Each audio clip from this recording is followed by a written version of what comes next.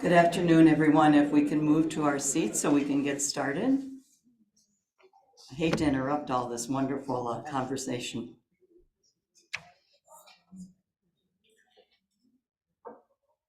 So we welcome our candidates and sponsors and also some of our associates from Decatur and here in the Springfield area. It's great to have you joining us. Today's already a taste of spring, so maybe since the groundhog did not see his shadow, we will have spring come early. Wouldn't that be great? Hopefully you found time since our last meeting to read and discuss the article by Joan Chittister, Let the Call Be Heard. And if you have not, I ask you to still try to get together. Somebody made a confession this morning, so that's great. Not that I'm singling her out here. But Chittister speaks of the gifts that this shared relationship as associates and sisters can bring to the world, and that is to be partners in spreading the gospel. I've had some questions about the dates that remain for us, so I gave you a copy with your handouts this week of our final meetings. We have one more Sunday meeting and then into your retreat in April, which is the third Saturday, and your commitment practice and commitment, which is also the third weekend of May. There was a question about whether some of you who have been attending, who are already associates, could attend the retreat, and you are certainly most welcome to do that, as long as I know you're coming so that we can be prepared for materials. Today's formation is another part of uncovering the light of the gospel, and there are two presentations, the Laudato Si platform and Jubilee Farm. Our first speaker is Sister Sharon Zayac, who will speak to us about the Laudato Si platform. Sharon is one of our Dominican sisters, and she spent her childhood traveling and living in the Pacific and Europe with her Air Force family, finally settling in California before entering the Dominicans in 1971. Sharon degrees in secondary education and hospital administration. In 2001, she received a master's degree in earth literacy from St. Mary of the Woods College, Indiana, becoming that program's first graduate. Sharon is a co-founder of Jubilee Farm, our congregation's 164-acre center for ecology and spirituality, which lies just west of Springfield. Her book, Earth Spirituality in the Catholic and Dominican Traditions, was published in 2003, and it was the first in the series Dominican Women on Earth. She's included in the book Green Sisters, A Spiritual Ecology by Sarah McFarland Taylor. Sharon writes, speaks, and leads retreats in and outside the U.S.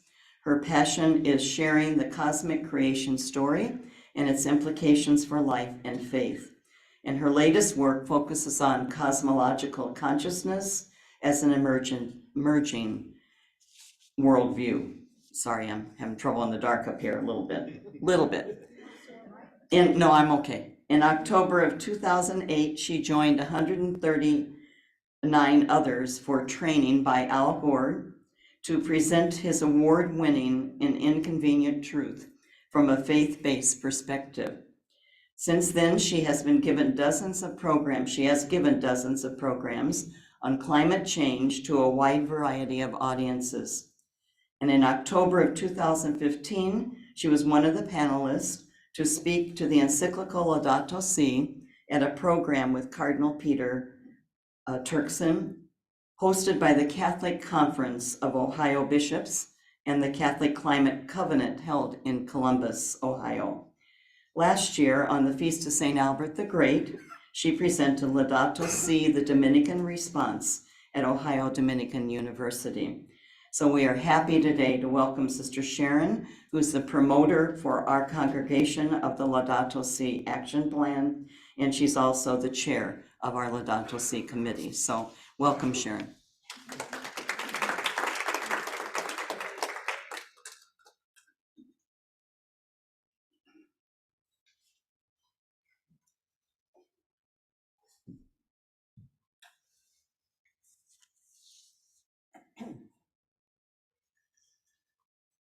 Well, good afternoon.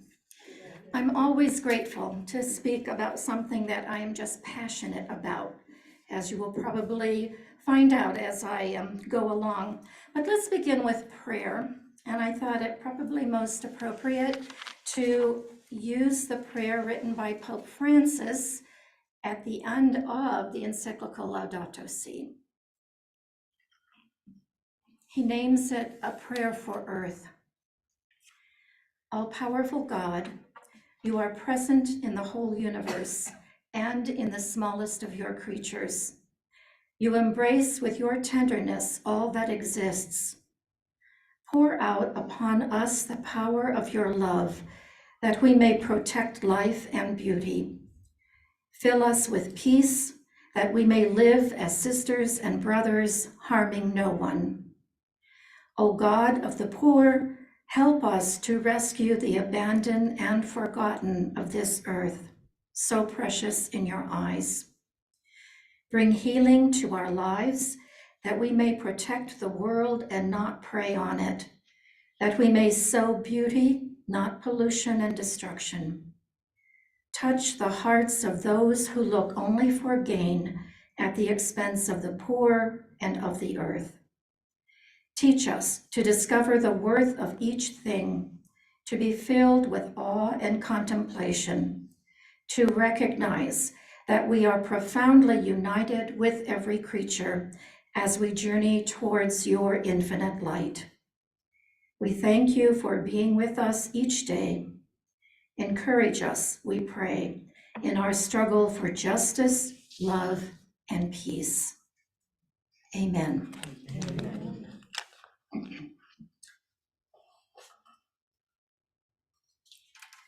Okay, I'm going to be sharing with you some thoughts on several topics that are all so interrelated that they really cannot be separated out.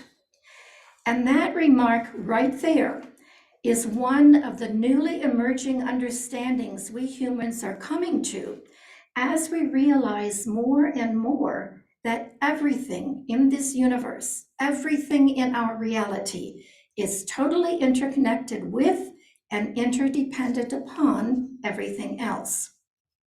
Now, I've entitled this session, Laudato Si, Caring for Our Common Home, Our Dominican Response. We're going to look briefly at Pope Francis's encyclical, Laudato Si itself, at the subtitle on Care for Our Common Home, at the Laudato Si action platform that the Church has called upon us to implement, and at the particularly unique response we Dominicans have to offer a world in crisis. Now, we Dominicans of Springfield chose November 15th of 2021 to publicly announce our commitment to the Church's Laudato Si action platform, which we say LSAP, inaugurated by Pope Francis.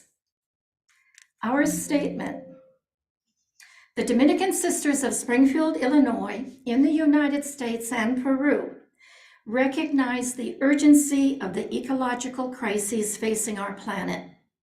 We live in common with all creation. We acknowledge the need for our personal and collective transformation. Responding to the cry of Earth, we commit to participate in the Laudato Si action platform. This 7-year journey to achieve sustainability is for the life of the world. Now, November 15th is the perfect day for our public announcement. It is the feast day of St. Albert the Great, 12th century Dominican friar, philosopher, theologian, scientist. A quick look at Wikipedia tells us his interests included just about every academic study of the day. physiology, mineralogy, astrology, geography, astronomy, music theory, natural science, alchemy, natural philosophy, jurisprudence, politics.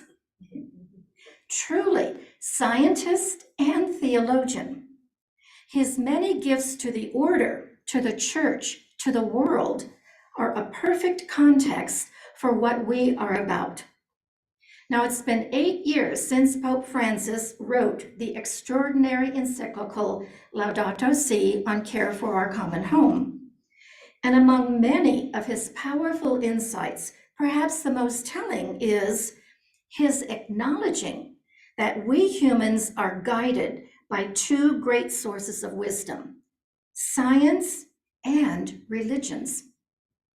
And note he uses the plural, religions, stating that we must learn from all the world's faith traditions, not just our own, but the collective wisdom of all cultures, from the faith of the whole community of humans. Science and faith, both are essential in understanding who we are and how we are to relate to the world. It is not about science or faith, but science and faith. How Dominican for a Jesuit pope. We Dominicans have long recognized that it is through all the academic disciplines that we find God. And Albert certainly personifies that. Science and faith, neither alone will save us, and both are intimately interconnected. We come to understand the divine only through knowing and understanding the world around us and the cosmos of which we are part. And it has ever been thus. We humans have only come to know the divine through creation and our created senses. Holy mystery, whom we have given the name God, makes itself known to us through all that it creates. And if we have a misunderstanding of what creation is and how it works, we have a false idea about God. As our Dominican brother Thomas Aquinas told us centuries ago, a mistake in our understanding of creation will necessarily cause a mistake in our understanding of God. So, without science, our faith has no foundation. Theology, how we understand God, is based upon our understanding of the world and how it works. And it is science that teaches us that. And our faith in a God who has loved this whole marvelous creation into existence tells us that we have a responsibility to preserve and protect all that has been created. In fact, we are called to be co-creators with God on this grand endeavor we call universe. And we co-create only with the deepest humility. Thomas wrote that the human is not the most excellent thing in the universe. The universe is the most excellent thing.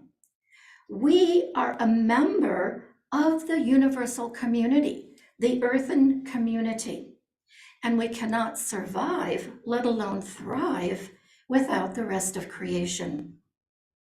And thanks to science, we now understand better than ever before that our human choices have consequences not only for our own persons or even our near neighbors, but for people across the planet. And what is more, we are coming to understand how the whole planet is affected by our choices, all the lives of other than humankind, as well as the very ecosystems that support the whole of life. Rivers and oceans, prairies and rainforests, even the atmosphere itself. Those rules we once learned in kindergarten, I don't know if they still teach them or not, but do you remember? They've got greater significance than we ever imagine. Play fair, share what you have, clean up after yourself, and leave something for others. The encyclical speaks to that. Unlike any other papal encyclical, Laudato Si has had a profound effect around the world, actually even before it was written. Though unfortunately ignored in many Catholic dioceses, particularly here in the United States, it continues to be lifted up among world leaders, chiefs of the United Nations, religious orders and congregations, leaders of other faith traditions, scientists, representatives of social movements. I continue to hear it referred to in any number of non-faith-based webinars I attend. It is not a perfect document. There is no such thing as perfection in an evolving universe, but it remains timely, significant, has a solid foundation in Catholic social teaching, and it is rooted in our Judeo-Christian values. And equally important, it speaks to the interconnectedness of the whole of life on this planet, the feedback loop of consequences of every one of our economic and political decisions, and our moral obligation to be co-workers with God in the building up of creation, an obligation we have mismanaged and even abused these last few centuries.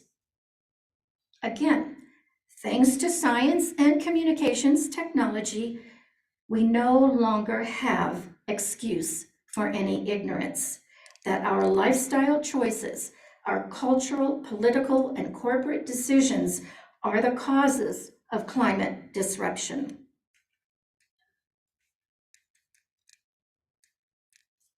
Okay, I seem to be, there we go. Our lifestyle choices, our cultural, political, and corporate decisions are the causes of climate disruption, so much so that we can effectively say that the climate crisis is now the overarching justice issue facing us all. The climate crisis is now the context for all issues of justice. It either drives or it greatly exacerbates the loss of ecosystems and biodiversity, migration, human trafficking, economic disparity, war, violence against women and children, the lack of peace and security. We now face, for the first time in the history of our species, a crisis that threatens the whole of life as we have known it. Franciscan Friar Dan Horan, director of the Center for Spirituality and professor of philosophy, religious studies, and theology at St. Mary's College in Notre Dame, states it well. He writes, "What good is it to focus solely on one specific life issue if there is no air to breathe, water to drink, land to farm, plants or animals to eat, or habitats free from flooding, hurricanes, wildfires, tornadoes, or some of the other devastating weather phenomena? Human-induced climate disruption is this generation's life issue, and it is a uniquely human challenge that we are the only species who can respond to it." So that makes it a moral issue. The rest of creation can only react, possibly adapt, or fail to survive. It is also a religious issue. For decades, a long line of bishops, as well as Pope John Paul II and Benedict XVI, have spoken of ecological degradation as a mortal social sin in the truest sense. The degradation of Earth is deadly. And Pope Francis has made that very clear throughout his papacy, certainly in a poignant way with the encyclical and with the recently launched Laudato Si action platform, which is based upon the encyclical's premises. And it is an issue now emphasized by all major faith leaders. So just allow me to highlight only a few of the overarching themes of Laudato Si. Now, there are many that Francis names in the document, but I'm only going to refer to some of those named by the U.S. Catholic Conference of Bishops shortly after the encyclical was released. Laudato Si is a call first and foremost to an ecological conversion, a transformation of heart, a transformation of consciousness that recognizes the integrity of the whole of life and all that which supports it. In paragraph 139, Francis writes, "When we speak of the environment, what we really mean is a relationship.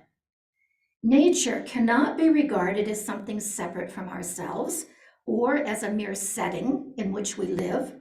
We are part of nature, included in it, and thus in constant interaction with it." Two key ideas here. We are part of nature, and it is about relationship. We are who we are only because we are in relationship with one another, with the whole of creation, with God. We humans are nothing by ourselves. We cannot claim to love God or one another and ignore the needs of the rest of the earth community. We cannot say we love Earth and ignore the needs of our human sisters and brothers. Laudato Si speaks to the common good of all, for human and other than human life, for the soil and the air and waterways and rainforests and oceans, because unless they are all healthy, life cannot be healthy. Francis uses the term integral ecology, which, simply stated, means that what happens anywhere affects everyone, everywhere. The encyclical is a call to face reality, to face the reality that climate disruption is very real with ever-increasing devastation. Denying it does not make it go away. Refusing to acknowledge our culpability, refusing to take the essential steps to curb carbon dioxide and methane emissions does not relinquish our responsibility for action. The encyclical is a call to address our planetary issues by engaging in dialogue, especially with those most affected by the devastation, those marginalized by their color or their economic or cultural status, or even by their other than human status. You know, years ago, we in justice work talked about being the voice for the voiceless, okay? We now recognize that no one is voiceless. Each subject of creation has its own voice, its own manner of communicating. Mountains speak to us in every landslide that is caused by deforestation. Oceans speak to us in the washing up on shore of sea life entangled or dead from plastic ingestion. The issue is we don't hear or listen or even realize they are speaking. Science is teaching us otherwise. We have begun to acknowledge that animals are far more intelligent than we once thought. We are now learning about the intelligence of life itself, the intelligence of plants, of trees, of forests, of fungi and rivers. We need to relearn these languages so their needs are not ignored or discounted in our decision-making. Now, certainly our Indigenous sisters and brothers have so much to teach us here. The encyclical is a call to study and learn from Earth's interconnected realities so we can effectively work to alleviate oppression in all its forms and to ensure, as best we can, the common good for all. You know, as Dominicans, we have a particular call to preach about right relationships, about a justice that speaks to the inherent dignity and the irrevocable rights of others to live their lives to the fullest. Not just other humans, but the entirety of life and all that which supports life, the soil, the air, the rivers, and oceans. Even as too many in this country seem bent on retracting and denying fundamental rights to every human, others of us are finally coming to understand that the whole of creation has rights, rights that should be protected in our courts of law. Sound strange? We in the US have granted rights of personhood to human-constructed corporations, many of which are now far more powerful than national governments, and in effect have no authority over them. And aren't we reaping those consequences? How much more then should life itself, creation itself, have that same privilege? In 2008, Ecuador became the first country to give rights to nature in its constitution. Bolivia in 2011 and Panama in 2022 both have given nature equal legislative rights. Now, are they stumbling living these out?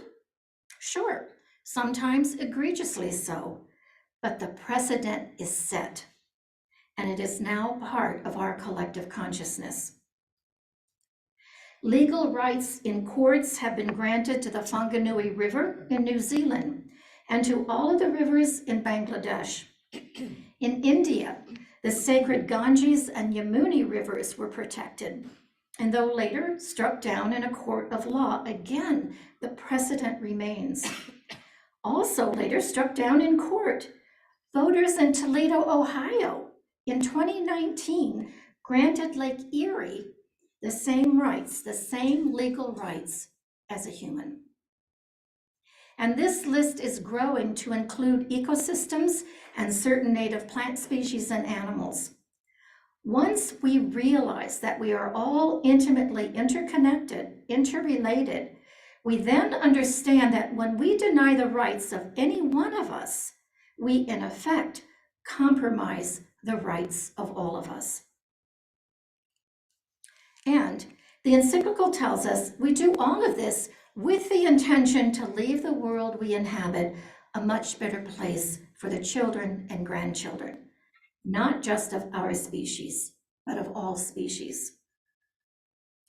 So the work before us, to heed the cry of the earth, the cry of the poor, the most vulnerable, is calling us to a deeper understanding of the intricate web of experience, of existence, in order that we might effectively help rebuild relationships, rather than in our ignorance only add to the problems. This is not new theology. What many, including Francis, are calling earth spirituality or eco-spirituality, it's not new. It comes from the very core of who we are as earth creatures. Let me share just a few insights from the Hebrew scriptures. The English translation of the encyclical subtitle is Care for Our Common Home. Now, we often hear the words that we are to care for creation, right? That's kind of the mainstream one. We're to be caretakers of earth. Another common expression is that we are to be stewards of creation. Neither caring for creation or being stewards of creation adequately reflects our role and responsibility for the community of life on earth. Neither expression expresses the depth of the obligation that is ours to live as responsible members of the earth community.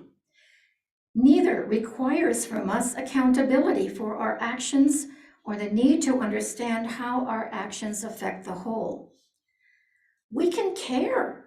We can sincerely care in the most altruistic sense, yet do little or nothing to alleviate the suffering or address the underlying issues that causes the suffering.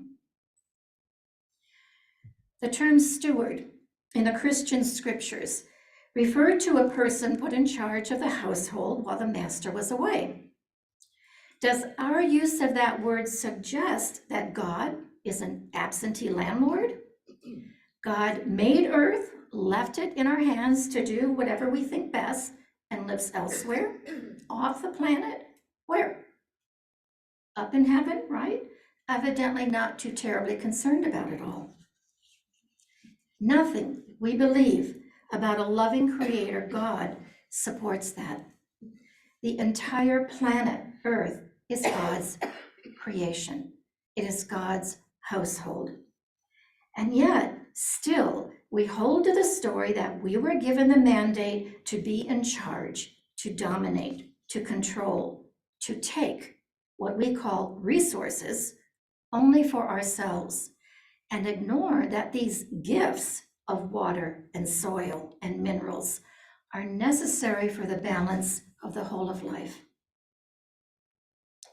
The Hebrew understanding of the creation story in Genesis tells us that being made in God's image and likeness does not mean that we look like God, but that we are to act like God, to act as God acts. And how does God act in Genesis? God lovingly and carefully creates the garden, the sanctuary of Eden, earth, so that all living things might flourish. God waits until the sixth day, 13.8 billion years, to create Adam, the creature of earth, from the Adamah, the clay of earth. All has to be in place so this latest creature can also flourish. Giving humans dominion was not at all about domination and control. For the Hebrew, the word dominion means to be blessing, to bring blessing to the rest of the earth community, just as does the Creator.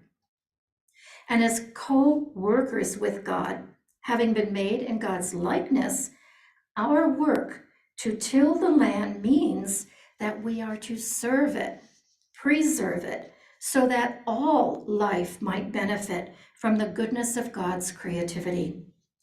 Such is our relationship with one another, with the Creator, with Earth. So Laudato Si is a wake-up call to how far we have moved from God's original dream. It outlines the ecological devastation we humans have unleashed by our choices, though through willful self-centeredness or genuine ignorance of the connections that make up the web of life. We can, however, no longer claim ignorance. We see with our own eyes what is happening. We hear from scientists, from our indigenous sisters and brothers, and from the wisdom of our own faith tradition. The urgency of climate disruption demands a response now. It is not the work of the next generation to do this. It is our work. So, how do we respond to the overwhelming and ever-increasing urgency of the challenges facing us? As best we can, right? As best we can with the best knowledge and whatever abilities and creativity we have at any given time, with what and who we are. And we are, first of all, humans, concerned for the fate of the planet, for the life it supports and nurtures. Second, we are a people of faith who come from a rich 2,000 plus year spiritual heritage of the church's teaching of our intimate relationship with creation. That heritage tells us that the created world is an expression, a manifestation of a creator who continually pours forth an immensity of cosmic love that we will never comprehend.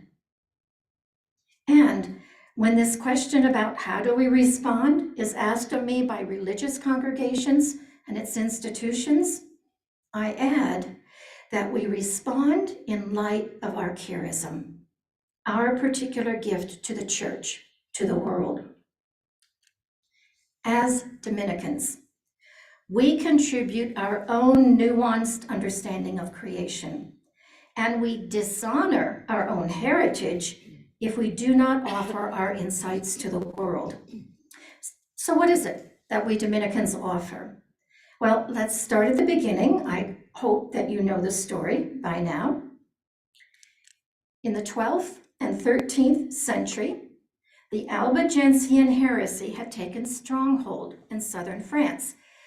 The dualistic worldview, still very much with us today, splits the universe into a struggle between good and evil. The physical, tangible world is the creation of the evil God. It is inherently corrupt. It has no value in itself, and it is a source of temptation. Value lies only in the invisible spiritual universe, the realm of the good God. It is where all souls long to go to escape the burdens of the material world. Now, the practical living out of this worldview leads to a corrupted spirituality and many abuses, ones we still witness in the world today. Now, the bishops of the day asked the Cistercian monks to stop the spread of the heresy and go out to the villages to teach the gospel. And as the story goes, at least in Dominican circles, they came riding into the villages on their horses and dressed in their finery, and the poor they came to teach didn't listen to them. Why should they? The monks preached the gospel, but they didn't apparently live the words. They weren't credible.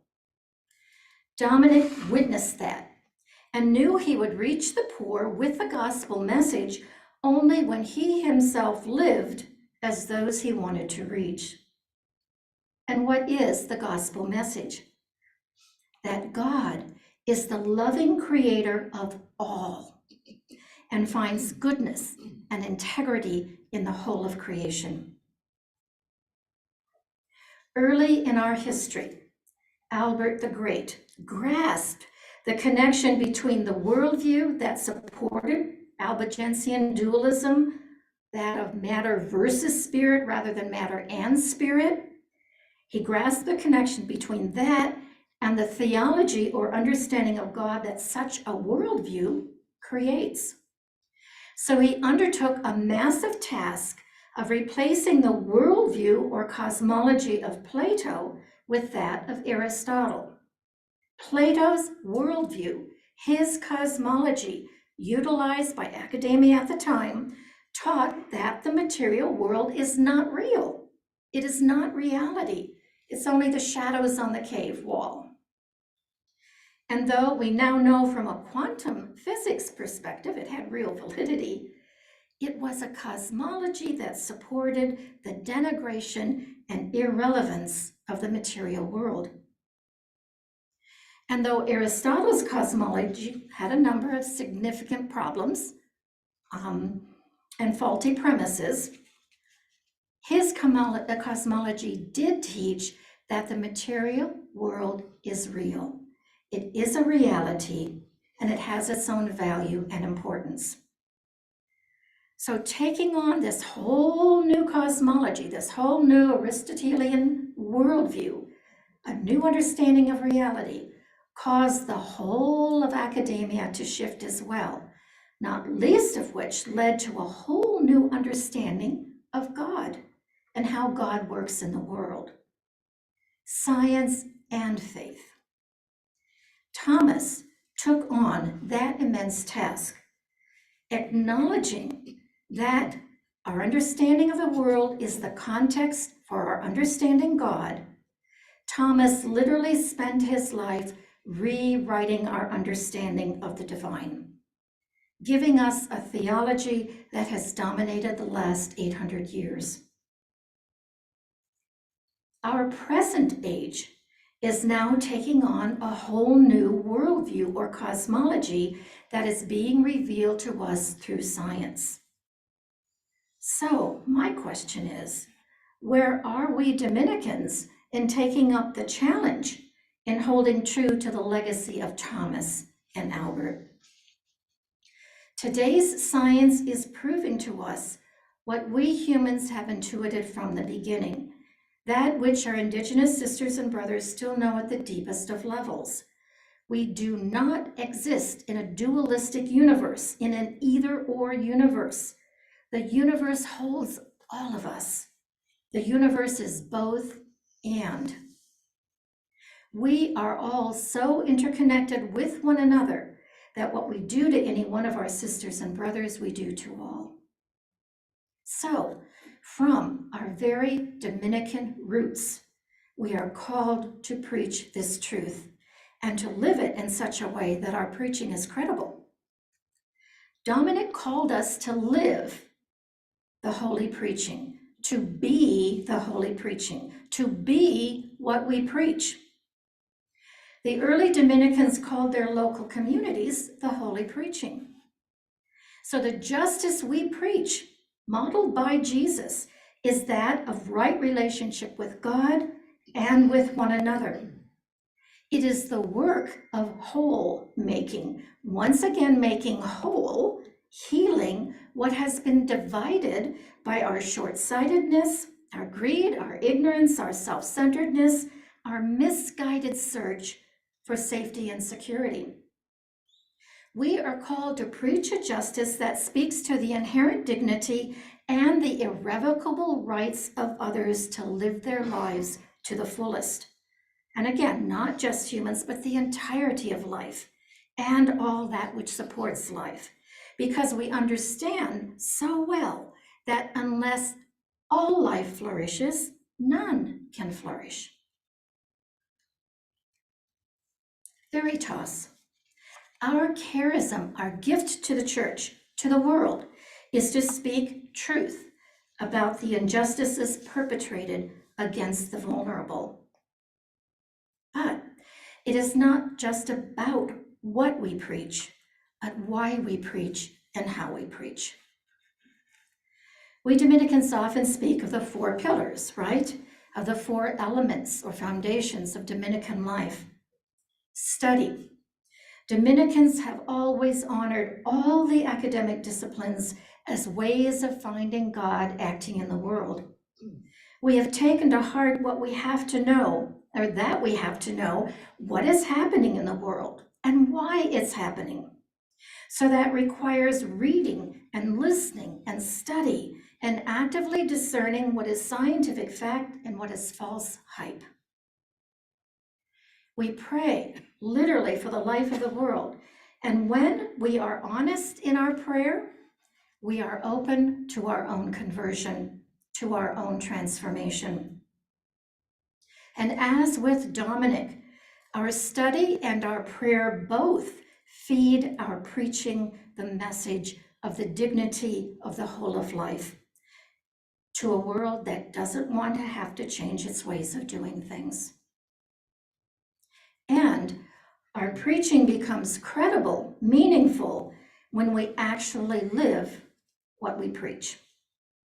If we preach right relationship with words, we have to work to live in right relationship with each and every other member of the earth community, which constitutes actually the whole of our common life. If we preach the words of compassion, we must strive to live and share that compassion inclusively with the whole of life. We cannot preach what we do not live and remain whole ourselves. And now we're being asked, along with the rest of the church, to participate in the Laudato Si Action Platform, or LSAT. This plan comes from the Vatican, from the Vatican Dicastery for Promoting Human Integral Development, and it works in concert with working groups all around the world to engage all 7 sectors of the Catholic community: families, dioceses and parishes, all educational institutions, hospitals and healthcare centers, organizations, businesses and agriculture, and religious orders. To move toward that transformation of heart needed to take the necessary actions that will move the world towards sustainability. Now, this plan was inaugurated in November of 2021, and it is now being implemented around the world. Francis recognizes what is needed to address the urgency of the crisis we face. Social scientists tell us that it takes only 3.5% of a given population to make an impact. It's 3.5%. And that 21 to 25% of any given population is needed for the critical mass necessary to make irreversible systemic change. The church's 1.2 billion members make up a little over 16% of the world's population. So what a force for change we would be as we work together toward achieving the 7 Laudato Si goals: responding to the cry of earth, responding to the cry of the poor, building ecological economies, adopting simple lifestyles, creating ecological education, recovering an ecological spirituality, and promoting community action and advocacy. And to share this and give examples of this is a whole other program, so we're not going there today. So in many ways, this LSAP models the holy preaching. It is a call for us all to come together as church and to make the necessary choices that will help us co-create the kind of world God intends. It can no longer just be the future we all hope to see. It must become the work we do now. The science is clear. The urgency is now. And as of January 1st, we Dominican Sisters and Associates of Springfield are now into our year 3 plan. And you have a copy of it. Our goal this year, becoming conscious of the global ramifications of our daily use of plastic, we will greatly reduce the amount we purchase and use. The amount of plastic waste in our world has become the focus of national and international efforts. It has become a plague of major proportions. Now, again, unfortunately, we don't have time to speak about it today. I'm just going to show you a few slides to show only a portion of the problem. Only 6% of the plastic in the United States is recycled. Fossil fuel industries are now focusing their energies, since they're reducing fossil fuel energy use, they are putting their own corporate energies into producing more plastic. By 2030, they want to produce twice the amount of plastic they're producing now, and by 2050, they want to triple the production.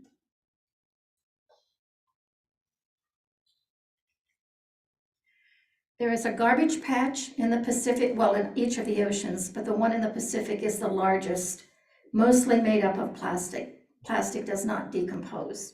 It just disintegrates into smaller and smaller pieces. This garbage patch reaches anywhere from the size of Texas to the size of the continental United States. And it is wreaking havoc on all life, including human life. So we've given you a copy of our 2024 plan, and we encourage you to do whatever you can with it. And you will be hearing from the LSAP committee regularly, especially in our monthly notes from the LSAP committee. So I do ask you to please take some time to read them. They're very, very pithy, a lot of information, only one sheet, so it's very easy to look at. So let me close my remarks with this reflection. Earlier I said that the climate crisis is now the context for all our justice issues. I'm going to leave you with an even greater radical statement.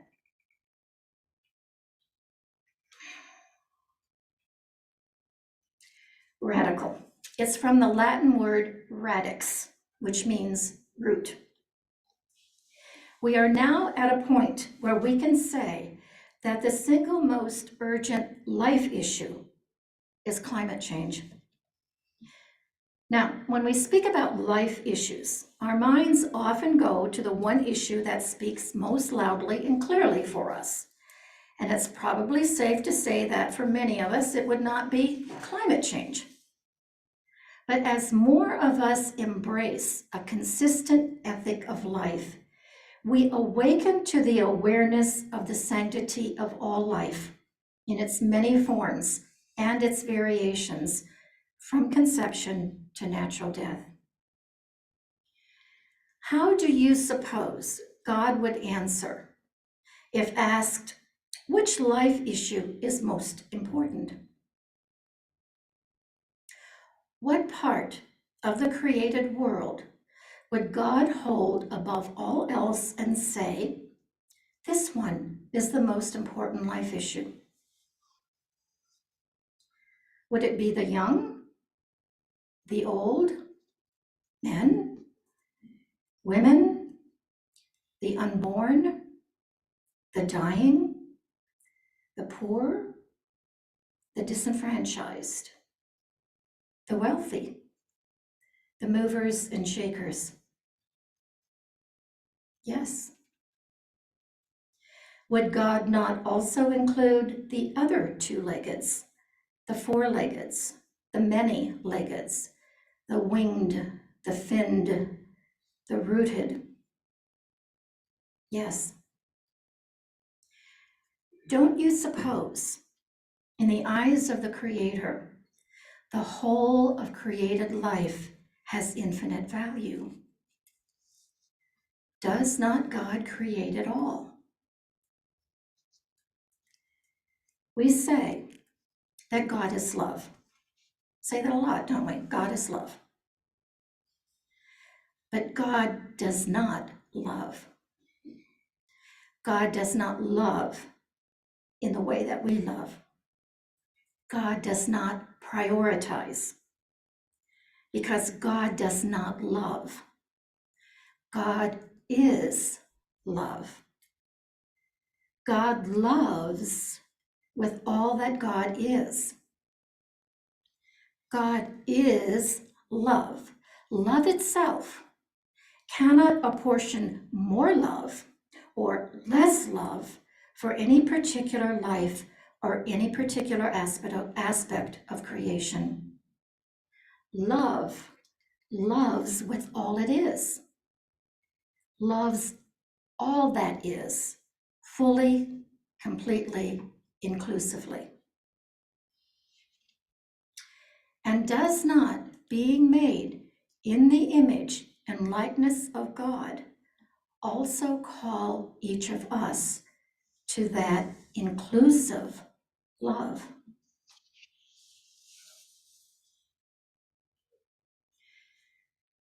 The exponentially worsening consequences of climate disruption are ours to address.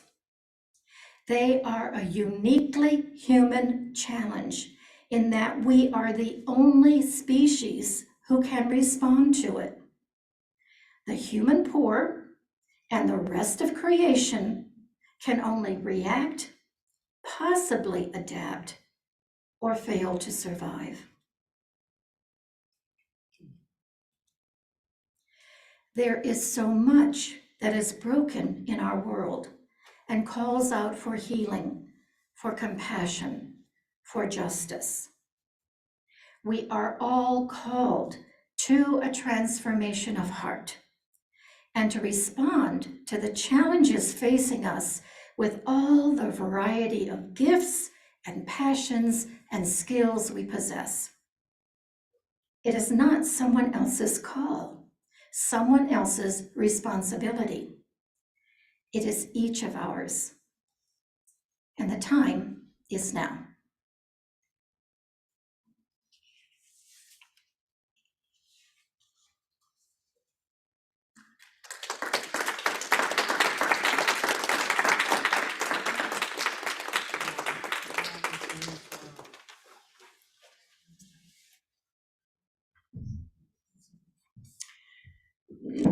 I don't think there's any doubt as to why Sister Sharon is the leader and promoter of our work with Laudato Si. Thank you, Sister, for your passion and for the spirit which you brought to this presentation. We're going to take a little break now before we go into our second presentation. And we thank those who brought our snacks today, Judy, Diane in the back, and Laura, who's not with us today. So please take some time to enjoy them. We'll take about 15-minute break.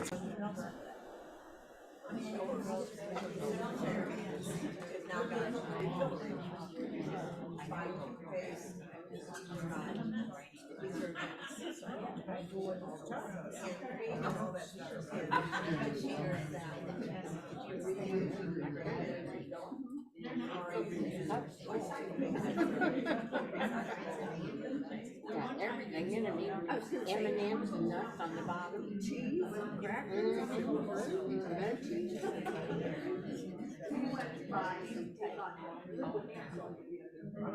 Diane is so talented.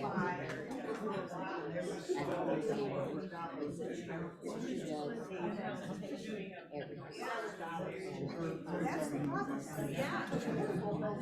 angry. She does these days.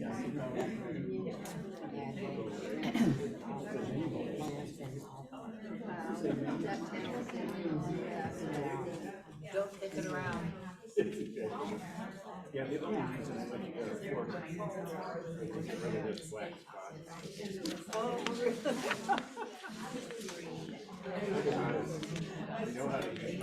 You can keep enjoying the wonderful snacks. If you need a refresher, please don't hesitate to go over and pick up something more. They're wonderful. To all of you who brought them, thank you. Our presentation on Jubilee Farm will be given by Sister Anita Cleary. Sister Anita is also one of our sisters. I'm going to put my glasses on, it'll help me in the dark here. She is a bilingual spiritual retreat director at Jubilee Farm. She brings various life experiences to this ministry: hospice nurse, spiritual and grief coordinator, and a pastoral associate in San Juan de Harpa, Peru. Sister Anita holds a master's degrees in pastoral studies and earth literacy and is responsible for Jubilee Farm's llamas, alpacas, and all things fiber related, including weaving shrouds for green burials. Within her retreat ministry and the community social justice outreach, Anita has the privilege of accompanying immigrants and individuals who identify as LGBTQ. And so we welcome Anita.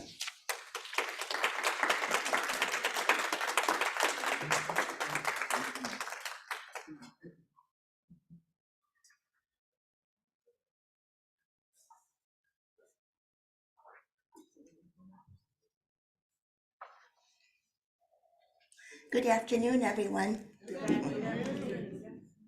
Now I get to figure out how to do this with my bifocals. Okay, so Sister Sharon has shared with you about the encyclical Laudato Si on care of our common home and the action plan that developed from this and the unique Dominican response we have to offer a world in crisis. She spoke of how we are part of nature and are in relationship with it, and how our future depends on our seeking to live in right relationship with life in all of its forms. In 1999, in response to the growing desire to blend the Benincasa Retreat Ministry, which was located east of Springfield in Riverton, with an ecological and land-based ministry, the Springfield Dominicans acquired what is now known as Jubilee Farm. Where do I find this? Here. Nope. It is located just 11 minutes from here, 3.8 miles west of Veterans Parkway, on exactly the same street, except it has a name change to Old Jacksonville Road, the road our pioneer sisters would have taken to come to Springfield. And looking out at all of you, I recognize many of your faces as having been to Jubilee Farm over the years. So the first year began a journey, which continues to this day, of listening to the land, finding out what the land needed from us. It is not property. We are not managing it. We seek to be in relationship with it.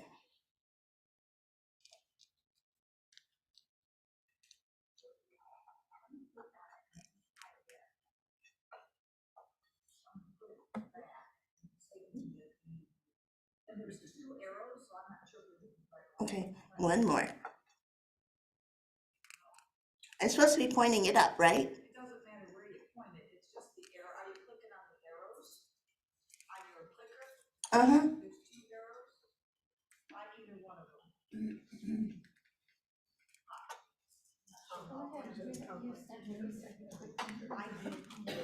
them. After some time passed, we were ready to write a vision statement. This, along with our Dominican prayer for the life of the world, creates the basis for our interaction with those who come to us and journey with us. As you will see in the photos, some who journey with us have 2 legs, others have more, and others are more at home in the land or the water. So Jubilee Farm seeks to preserve the integrity, stability, and beauty of the earth community, and to share the gift of the land. Our diverse ministries call us all to live simply and sustainably.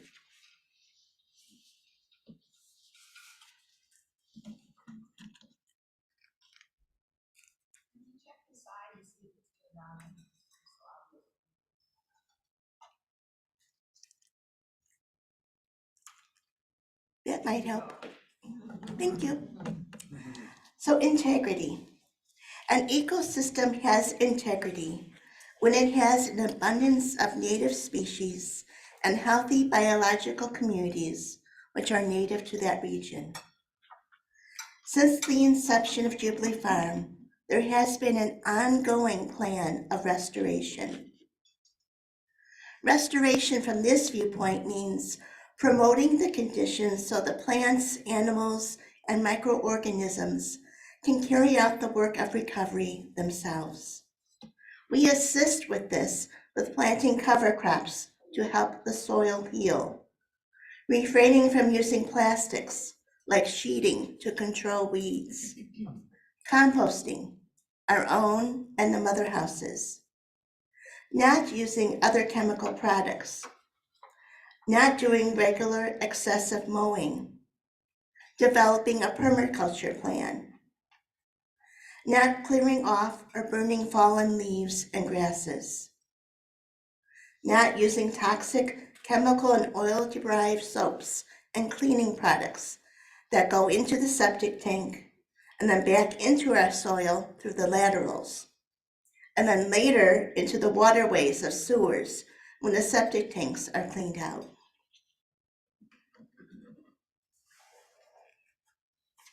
A long-time goal was achieved last year when a conservation easement with the Sangamon Conservancy Trust was finalized.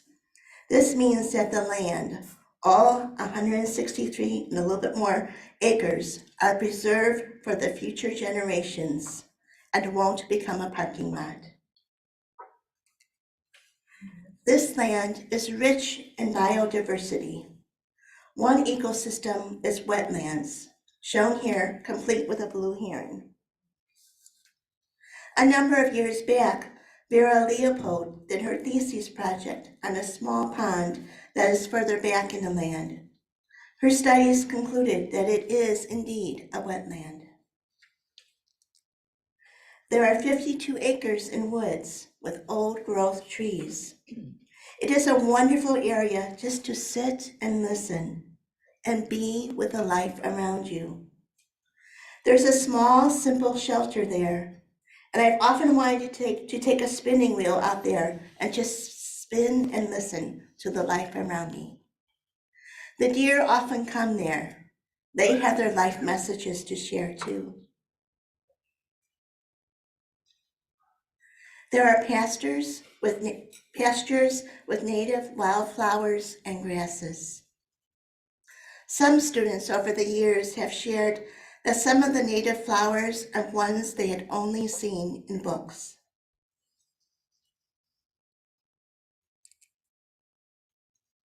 We have a larger pond, Earth Song, which was overwhelmed with water lilies, has recently been dredged and is in its own restoration process, with natural springs assisting the rainfalls in refilling it. Initially, those working with us on this project said, "Oh, sisters, it's going to take at least a year for this to fill up." We said, "It won't take that long." Now they have moved it up to May, when they think it will once again be full.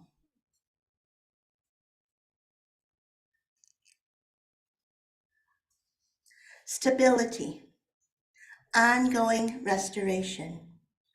We continue to ask ourselves, what else might we do or be to allow these beautiful interconnected ecosystems to evolve naturally and be self-sustaining and self-renewing? What ensures the rich biodiversity of this ecosystem?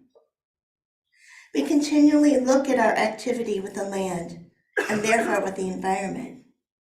Are we adding stressors, or are our actions allowing life in all its forms to thrive? One thing we have been looking at for quite a while now is the amount of mowing that needs to be done in the spring and summer months. We ask ourselves, what might we do to eliminate the need to mow and make the land more self-sustaining? Well, as I mentioned earlier about listening to the land, each year since the beginning of Jubilee Farm, it's been a deep listening to the land from the perspective, what is Earth asking of us? 2023 began an intensive study of permaculture. It's a design system for ecological and sustainable living, integrating plants, animals, buildings, people, and community. We are starting small this year, intentionally, with just about 1/5 of an acre. And this is something that can be expanded each year as we choose.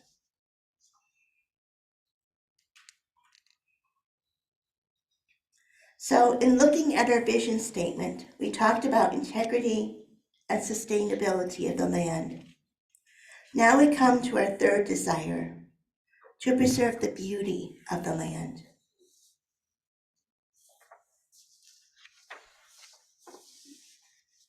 Yes, to preserve, but before preserving the land, one must acknowledge, indeed, even fall in love with it, in all its seasons and all its expressions of beauty.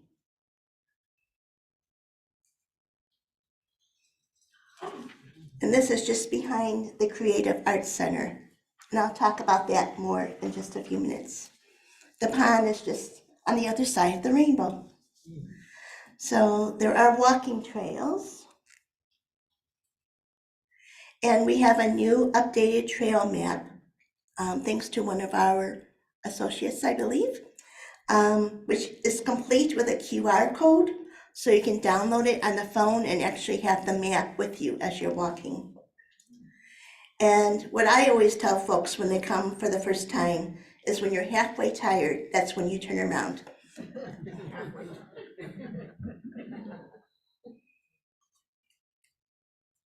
How many miles is it?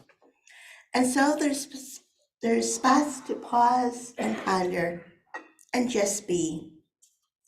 To notice what your senses are telling you. What do you see? What do you hear? What do you smell? What does the bark of the tree really feel like?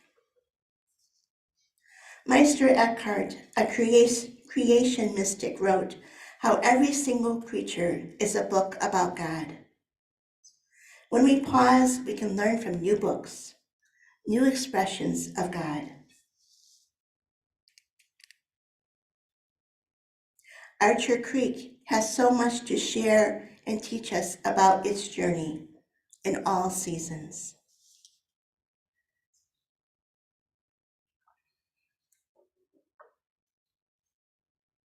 What does it mean to share the gift of the land? And with whom do we share? First, I think it's really important to acknowledge who's been on the land before us. Years ago, one group of people were the Potawatomi, who journeyed in their forced march across this land which has been and continues to be home to many.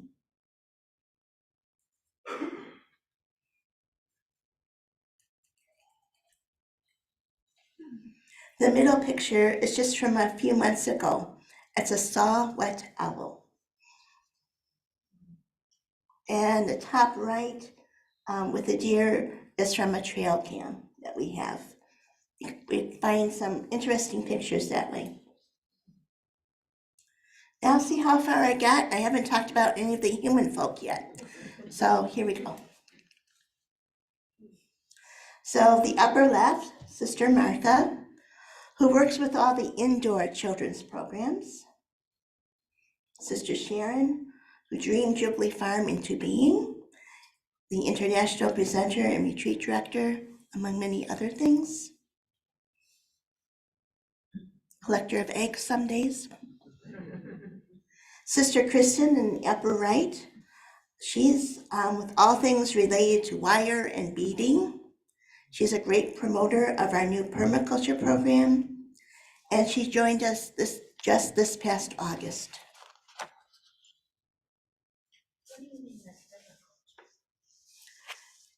Where did the question come from? Okay.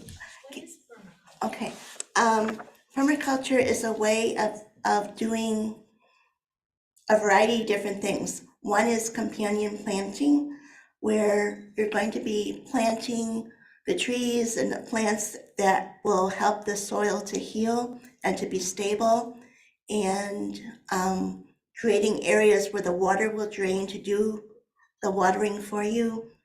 And Sister Sharon can answer more because she's been doing a lot more of the studying than I have, but it's a way of letting the land heal and journey where we're doing less work to it.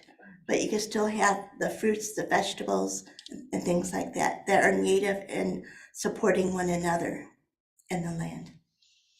Okay, thank you. Can I ask a question? Mhm.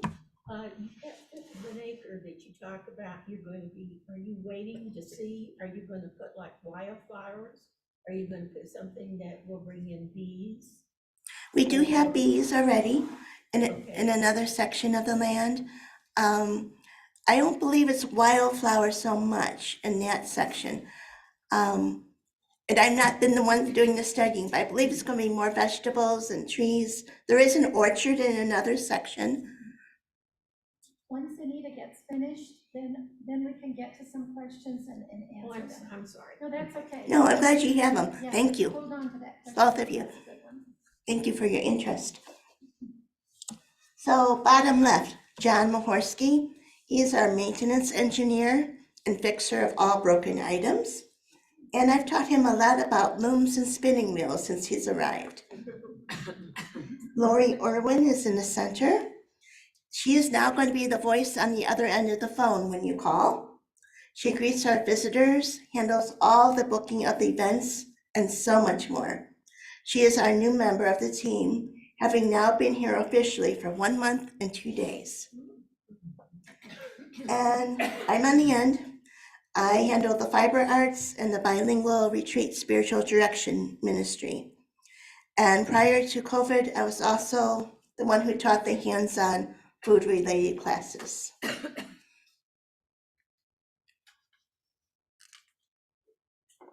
Volunteers are also a very important part of Jubilee Farm.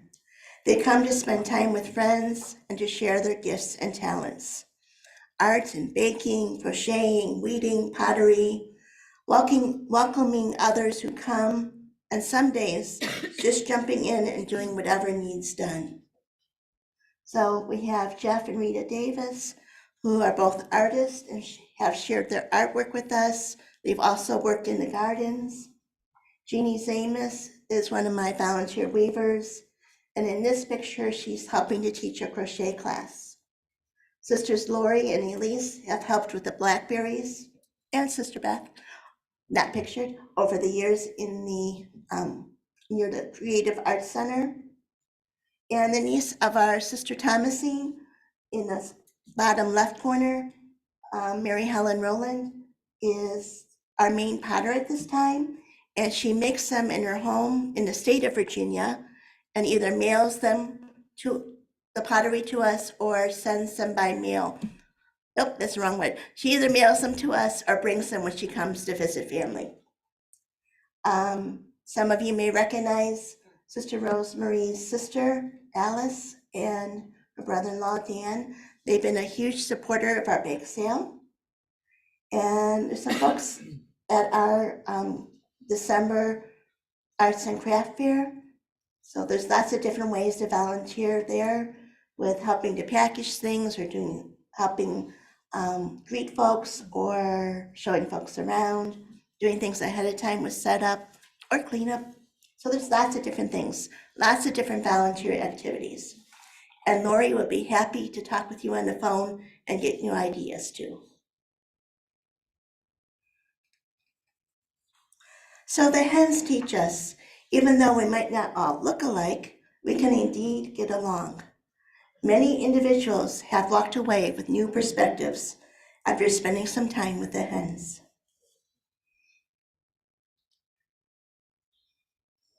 These three are some of the larger members of our community. Seeger on the right was the latest to join us after we lost stock a year ago, April. And Lyndon and Corby are both alpacas, Seeger's a llama. The three of them are in the same pasture together. And Lyndon and Corby are teenagers, so I don't use their fiber so much for spinning and weaving projects because it's older. Now it's not as strong and durable as it would be if they were younger. So I still use their fiber in felted projects. I haven't worked with Seeger's fiber yet, but when I do, I'll mix it with some of the other fibers so that it's sturdy and nice and soft. So visitors, we are open all year round. We do close on Mondays. Let's see, so spring and summer, we are open from 9 a.m. to 7. And winter and fall, we are open 9 to 4. On Sundays, we are open from noon to 4, and that's all year round. So Mondays we're closed, but every other day we're open. So just a little bit more about the trails going back there. On the left, you see a picture of the creek when it's not frozen. And dogs are welcome on a leash. The paths are all mowed or mulched. And we just ask for the guests to stay on the path.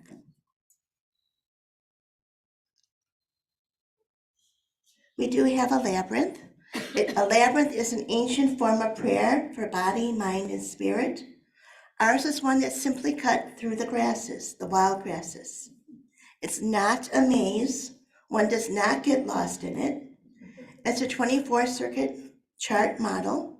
So it's a half-mile walk in. And if you don't cheat, it's a half-mile walk out. So the Casa is our retreat house, which has a lending library. My office is there for spiritual direction. There's room for guests to participate in programs for about up to 30 people. There's 3 bedrooms. And folks come sometimes for a day, but usually it's for several overnights or up to a week. It's a ranch-style house, so when you come, you just bring what you need. The sheets and pots and pans and things like that are all there for you already. This is the Creative Arts Center, which is home to the fiber and children's programs, the gift shop, and what we call is Sycamore, a large meeting space for up to 60 persons. And this meeting space also has a kitchen with a refrigerator and oven. So a group can be very comfortable in that space for a whole day.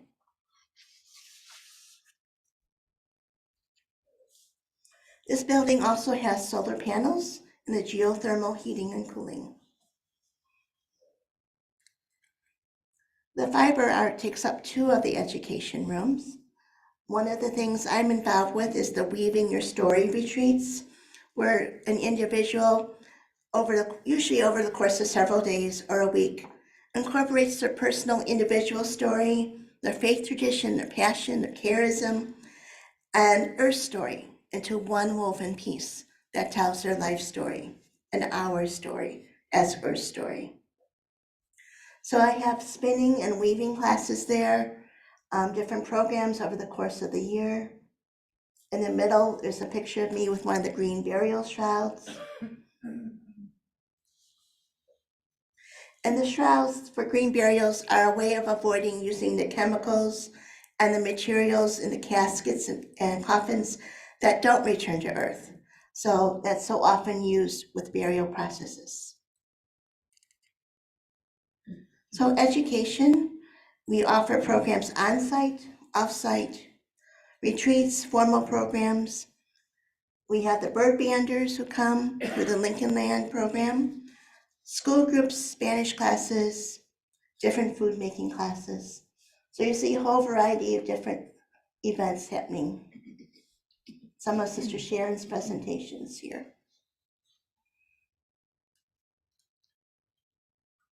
So retreat and prayer days.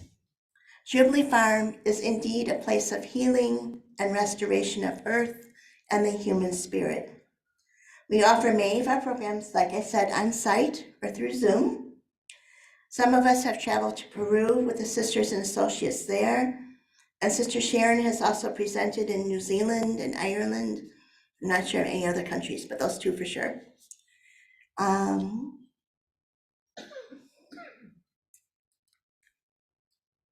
that's the White Farmhouse where Sister Sharon, Kristen, and I live. We seek to live simply and sustainably, always learning new insights about ourselves and the land we journey with every day. So I invite Sharon, you to come back up, please. And we can handle more permaculture questions and other questions you might have, because really both of our conversations are intertwined, interconnected.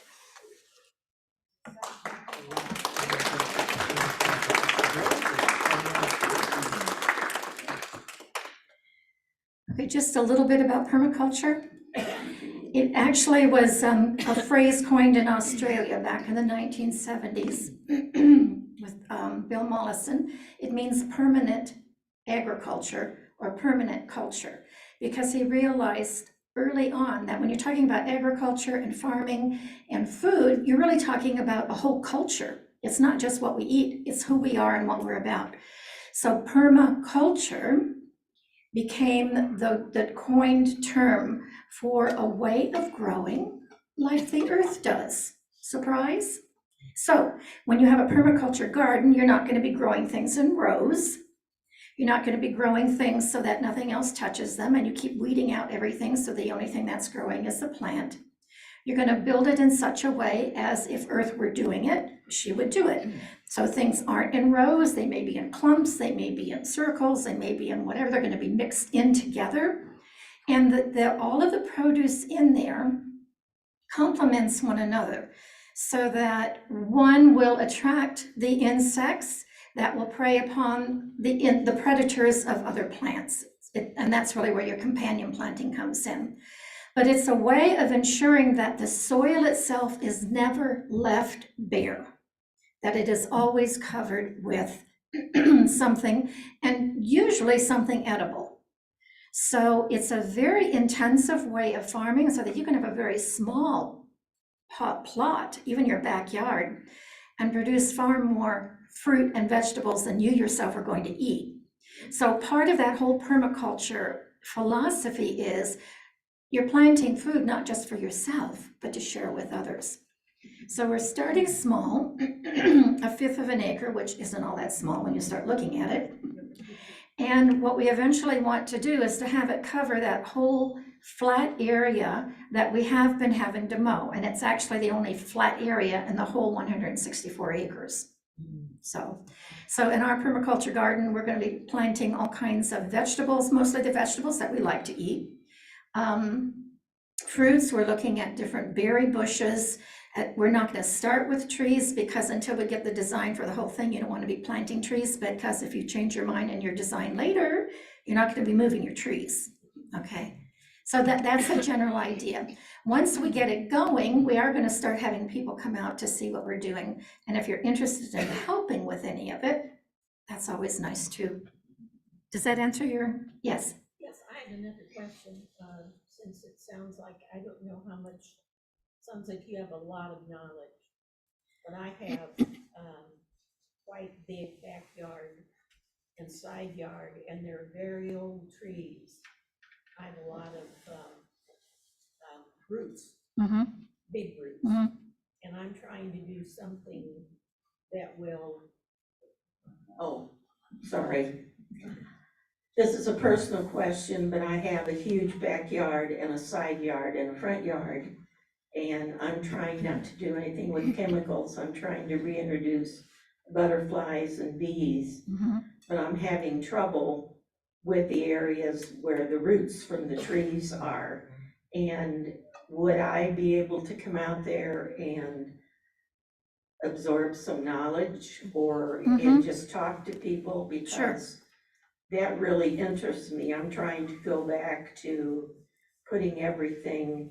I've got old lilac bushes and peony bushes and iris, and I love things like that. And I love like just throwing wildflowers, you know, the seeds Yeah. and letting them do their thing. So would coming out there, calling, making an appointment or whatever, could I pick people's brains Sure, on that? Sister Kristen and I would be glad to speak with you.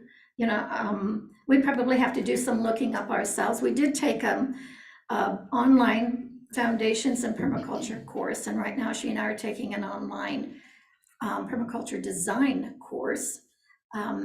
But there are a lot of things that you could actually do, even with those tree roots. There are a lot of plants that you could put there that would, that would Yeah, flourish. I thought if I could just come out and then you, Sure. I don't mind doing my own research, but it's so Just new. someone to talk to. You're right. Yeah. And that's what we're doing right now. It's a lot of learning and a lot of talking Okay. to one another. Sure, Thank you. yeah, come on out. Janet? Do you anticipate with this, garden? Oh, I That's for the people online. Oh, okay. Okay, with this permaculture, do you anticipate like eventually the fruits and, the vegetables to reseed themselves?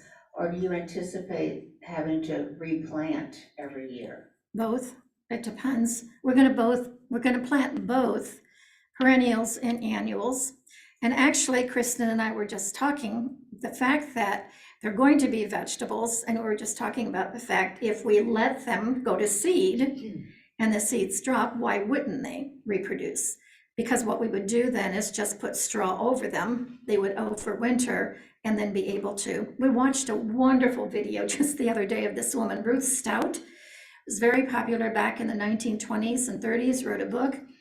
All she did in her garden ever, she just threw the seeds on the ground, put straw over them, and walked away, did nothing with them at all.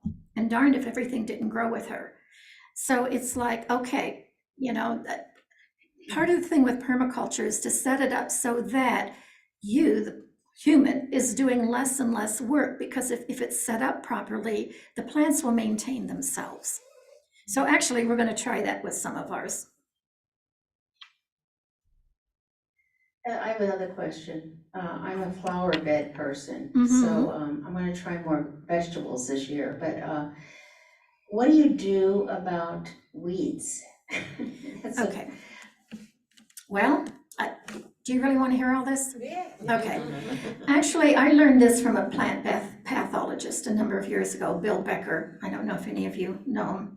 Okay. And Bill taught this to me. He said, weeds are actually growing because there's something in the soil that is lacking that is causing those plants to grow. And when they tie back, they're going to put back into the soil what it lacks. So when you see a whole field, which we had in the beginning and have never seen since, in our llama pasture, we had a whole pasture of mustard growing. The whole thing was yellow. And I thought, oh my gosh, what are we going to do with that? He says, leave it alone. Because mustard, when it grows, produces sulfur. The soil is lacking sulfur. That's why those plants are coming up.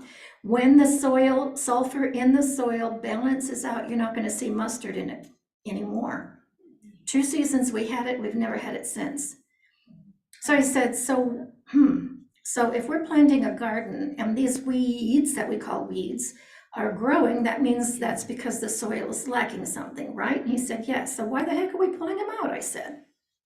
So if you look at a lot of organic gardens or permaculture gardens, they're not going to look manicured like our idea of gardens have been, which require a lot of work, a lot of maintenance, a lot of chemicals, a lot of everything.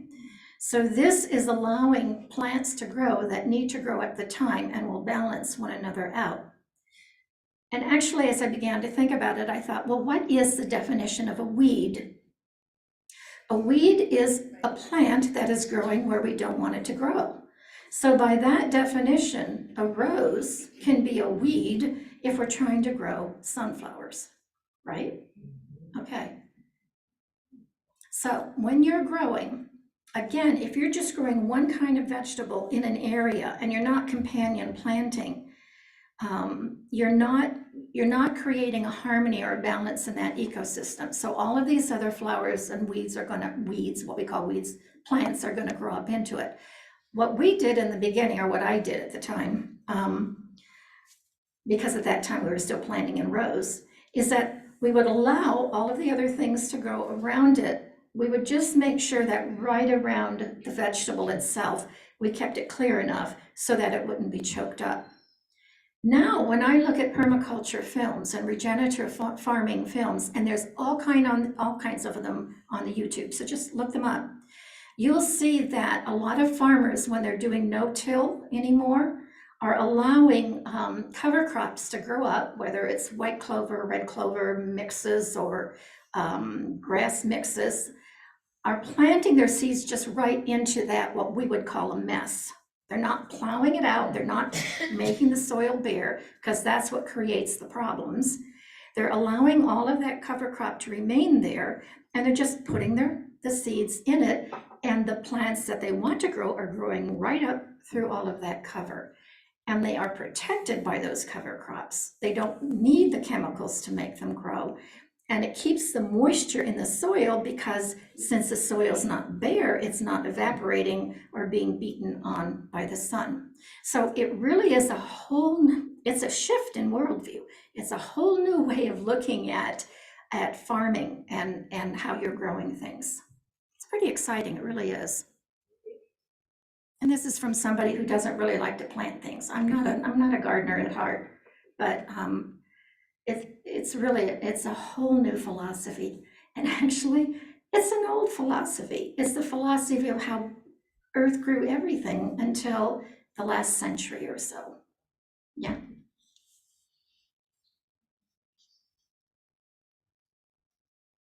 There was a question back here earlier about how long is it when you're walking, how many miles or whatever? Oh, yes, there was a question about the trails. Somebody figured it out once for us, and actually I think they're wrong. So my best guess is when you walk all of the trails, it's probably under 2 miles. Yeah.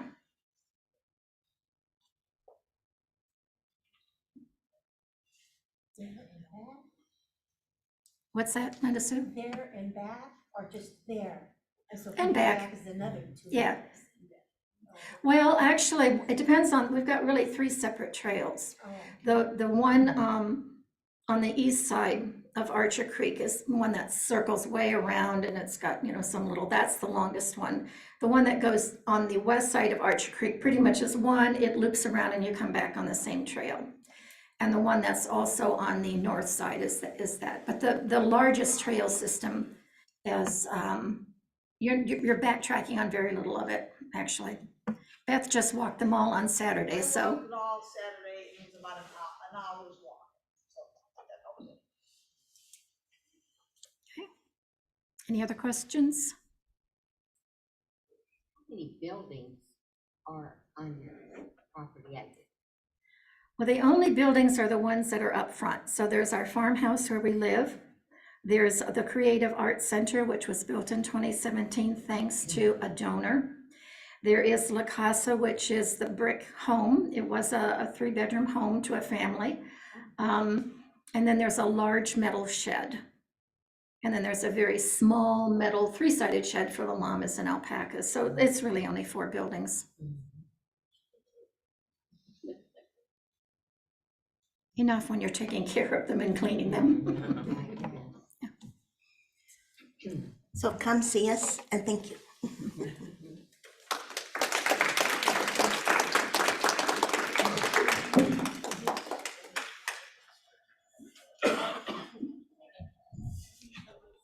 Thank you, Sister Anita and Sister Sharon.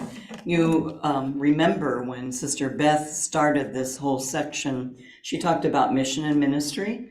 And so the last 4 presentations, the 2 today and 2 last time, show us some of the mission that our sisters are about and that you're joining us, because Jim, for example, sits on the committee that the farm has, Jubilee Farm has. Anita made reference to the mapping that was done by one of the associates. She was a candidate last year, and she chose as one of her commitment statements to help the farm in that way. So there are lots of creative ways that you can be involved as we go ahead and journey together. So thank you very much, sisters, for all of your time and presentation. We really appreciate the energy and the life that you've brought to us through your sharing. At our March meeting, we will be taking time to talk about a letter that you will be asked to write to Sister Rebecca Ann Gemma, our Prioress General, telling her what this time of formation is about for you. We have one more meeting, which is the March, before we go into our retreat in April. And so we're going to begin to prepare the things that we need to prepare for commitment in May. So when we come together, I will be giving you samples of the letters that others have written along the way. This does not mean you have to be afraid that you're not going to be accepted or you're not going to be a part of us. It's just for Sister and the council, for them to get to know who you are, because they haven't been with us as we've been gathering. And then we'll also give you a sample of the commitment statement and some of the ideas that other people have used for their commitment. If you remember, we talked about how will you be different? How will you bring what you are already about, the Dominican charism, into your life? And that's part of what you look at when you're looking for commitments. So again, we'll do all that together in March when we come together. Our next meeting is going to be presented by Sister Margaret, and she's going to present on living the liturgy. Again, thank you to all of our right, left arms and snack people, and everything that was donated today was wonderful once again. And blessings on the beginning of Lent in 10 days. It should be interesting as we celebrate Valentine's Day on Ash Wednesday. So have fun. Blessings to all. Thank you.